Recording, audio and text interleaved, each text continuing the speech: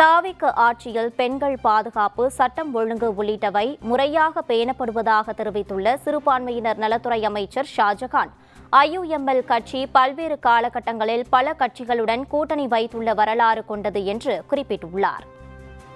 இந்திய யூனியன் முஸ்லீம் லீக் என்பது கடந்த 75 ஆண்டு கால தேர்தல் வரலாற்றில் மிகுதியான காலங்கள் திமுக கூட்டணியில் இருந்திருக்கும், அதிமுக கூட்டணி இருந்திருக்கும். சோதனை முயற்சியா பாட்டாளி மக்கள் கட்சியோடு தனியாக கூட்டணி அமைச்சிருக்கோம்.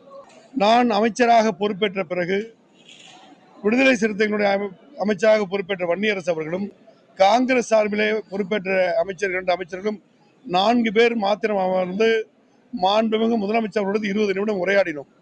அந்த 20 நிமிடம் உரையாடலில் இந்த ஆட்சியை எந்த திசையை நோக்கி பயணிக்க வேண்டும் என்று அவர் தந்த குறிப்புகளிலே ஒரு மகத்தான ஒரு நன்னோக்கம் இருப்பதை நாங்கள் கண்கூடாக அறிந்து கொண்டோம்.